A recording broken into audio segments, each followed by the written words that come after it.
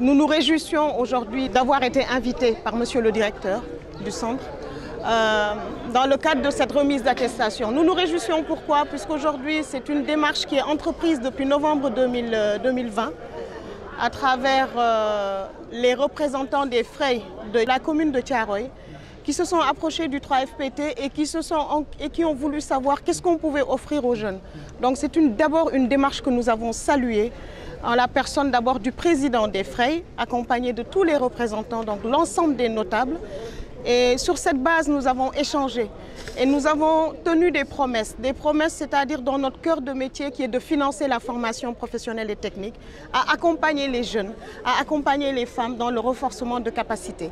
Aujourd'hui, la rencontre qui nous a réunis, c'est la remise d'attestation pour des femmes transformatrices, pour des marailleurs et également des pêcheurs.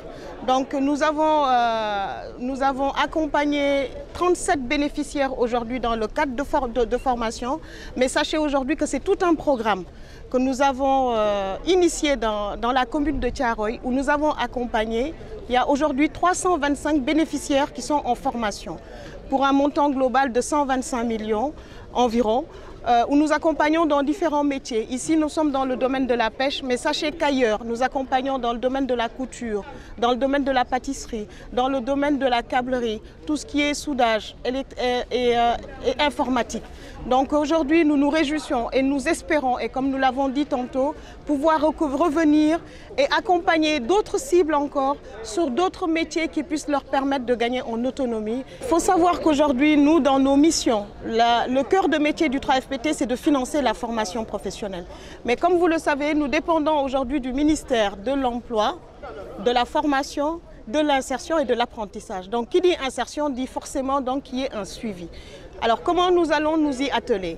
D'abord pour celles qui sont formées, qui étaient déjà en activité, je pense que le problème ne se pose pas.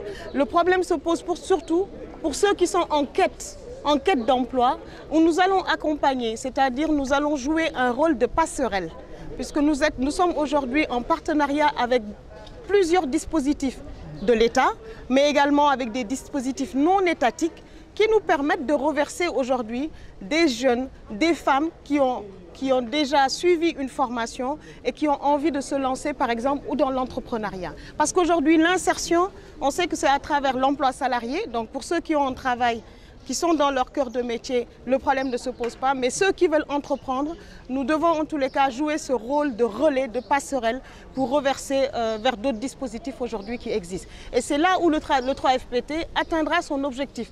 C'est qu'en disant à l'issue de la formation, que sont devenus les bénéficiaires, c'est qu'on puisse dire qu'on a pu reverser à telle ou telle autre structure. Et c'est là où nous allons nous atteler aujourd'hui avec le centre dans un partenariat qui va nous permettre aujourd'hui d'avoir ce suivi de l'insertion qui aujourd'hui est gage de réussite également pour le 3FPT. Merci.